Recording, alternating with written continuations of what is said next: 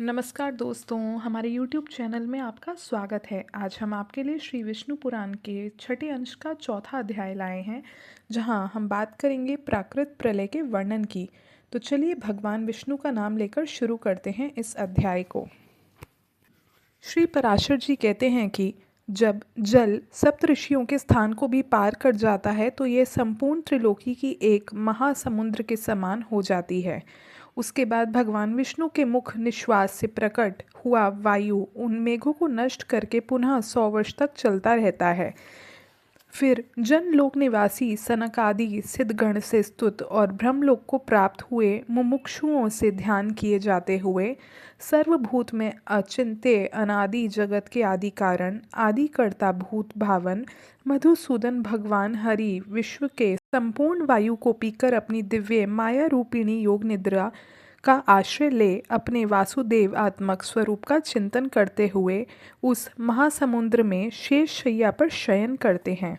इस प्रलय के होने में ब्रह्म रूपधारी भगवान हरि का शयन करना ही निमित्त है, इसलिए यह नैमित्तिक प्रलय कहलाता है। जिस समय सर्वात्मा भगवान विष्णु जागते हैं उस समय संपूर्ण संसार की चेष्टाएं होती रहती हैं, और जिस समय वे अच्युत माया रूपी शैया पर सो जाते हैं उस समय संसार भी लीन हो जाता है।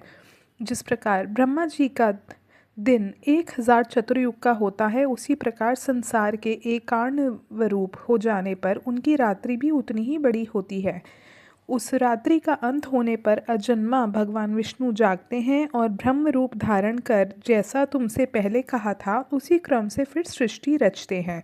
इस प्रकार तुमसे कल्पांत में होने वाले नैमित्तिक एवं अवान्तर प्रलय का वर्णन किया। अब दूसरे प्राकृत प्रलय का वर्णन सुनो।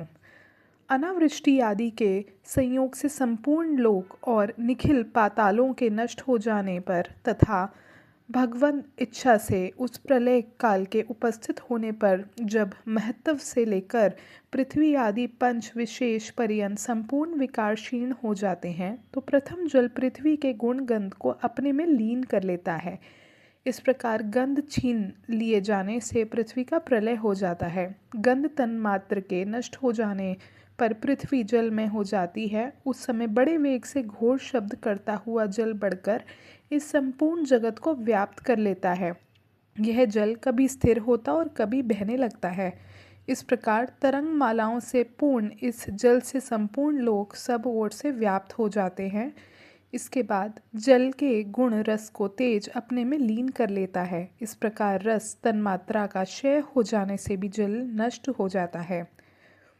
तब रसहीन हो जाने से जल अग्नि रूप हो जाता है तथा अग्नि के सब ओर व्याप्त हो जाने से जल के अग्नि में स्थित हो जाने पर वह अग्नि सब ओर फैलकर संपूर्ण जल को सोख लेती है और धीरे धीरे वह संपूर्ण जगत ज्वाला से पूर्ण हो जाता है। जिस समय संपूर्ण लोक ऊपर नीचे तथा सब ओर अग्नि शिखाओं से व्याप्त हो जाता है उस समय अग्नि के प्रकाशक स्वरूप को वायु अपने में लीन कर लेता है। सबके प्राण स्वरूप उस वायु में जब अग्नि का प्रकाशक रूप लीन हो जाता है तो रूप तन्मात्रा के नष्ट हो जाने से अग्नि रूपहीन हो जाता है। उस समय संसार के प्रकाशहीन और तेज के वायु में लीन हो जाने से अग्नि शांत हो जाता है और अति प्रचंड वायु चलने लगता है। तब अपने उपद्रव स्थान आकाश का आश्रय कर वह प्रचंड वायु ऊपर नीचे तथा सब और 10 दिशाओं में बड़े वेग से चलने लगता है। इसके बाद वायु के गुण स्पर्श को आकाश लीन कर लेता है। तब वायु शांत हो जाता है और आकाश आवरणहीन हो जाता है। उस समय रूप रस स्पर्श गंध तथा आकार से रहित अत्यंत महान एक आकाश ही सबको व्याप्त करके प्रकाशित होता है। उस समय चारों ओर से गोल छिद्र स्वरूप शब्द लक्षण आकाश ही शेष रहता है और वह शब्द मात्र आकाश सबको आच्छादित किए रहता है। इसके बाद आकाश के गुण शब्द को भूत आदि ग्रस लेते हैं। इस भूत आदि में ही एक साथ पंचभूत और इंद्रियों का भी लय हो जाने पर केवल अहंकारात्मक तमह प्रधान कहलाता है और फिर इस भूत आदि को भी सत्व प्रधान होने से बुद्धि रूप महत्व ग्रस लेता है। जिस प्रकार पृथ्वी और महत्व तत्व ब्रह्मांड के अंतर जगत की आदि अंत सीमाएं हैं उसी प्रकार उस बाह्य जगत का भी है। इसी तरह जो 7 आवरण बताए गए हैं वे सभी प्रलय काल में पूर्वव्रत पृथ्वी आदि क्रम से परस्पर अपने अपने कारणों में लीन हो जाते हैं। जिससे ये समस्त लोक व्याप्त है वह संपूर्ण भूमंडल, सातों द्वीप, सातों समुद्र, सातों लोक और सकल पर्वत श्रेणियों सहित जल में लीन हो जाता है। फिर जो जल का आवरण है उसे अग्नि पी जाती है तथा अग्नि वायु में और वायु आकाश में लीन हो जाता है। आकाश को भूत आदि तामस अहंकार, भूत आदि को महत्त्व और इन सब के सहित महतत्व को मूल प्रकृति अपने में लीन कर लेती है। न्यूनाधिक से रहित जो सत्व आदि तीनों गुणों की साम्य अवस्था है उसी को प्रकृति कहते हैं। इसी का नाम प्रधान भी है। यह प्रधान ही संपूर्ण जगत का परम कारण है। यह प्रकृति व्यक्त और अव्यक्त रूप से सर्वमयी है, इसलिए अव्यक्त में व्यक्त रूप लीन हो जाता है। इससे पृथक जो एक शब्द, शुद्ध, अक्षर, नित्य और सर्वव्यापक पुरुष है वह भी सर्वभूत परमात्मा का अंश ही है। जिस सत्ता मात्र स्वरूप आत्मा देह आदि संघात से पृथक रहने वाले ज्ञानात्मा एवं ज्ञानतव्य सर्वेश्वर में नाम और जाति आदि की कल्पना नहीं है, वही सबका परम आश्रय परम ब्रह्मा परमात्मा है और वही ईश्वर है। वह विष्णु इस अखिल विश्व रूप से अवस्थित है और उसको प्राप्त हो जाने पर योगी जन फिर इस संसार में नहीं लौटते। जिस व्यक्त और अव्यक्त स्वरूपिणी प्रकृति का मैंने वर्णन किया है वह तथा पुरुष ये दोनों भी उस परमात्मा में ही लीन हो जाते हैं। वह परमात्मा सबका आधार और एकमात्र अधीश्वर है। उसी का वेद और वेदांतों में विष्णु नाम से वर्णन किया गया है। वैदिक कर्म दो प्रकार का है, प्रवृत्ति रूप यानी कर्म योग और निवृत्ति रूप यानी सांख्य योग।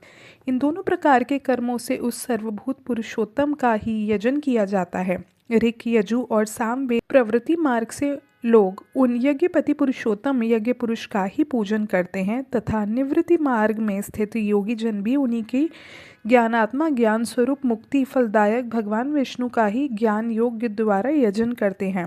ह्रस्व, दीर्घ, प्लुत इन त्रिविध स्वरों से जो कुछ कहा जाता है तथा जो वाणी का विषय नहीं है वह सब भी अव्यय आत्मा विष्णु ही है।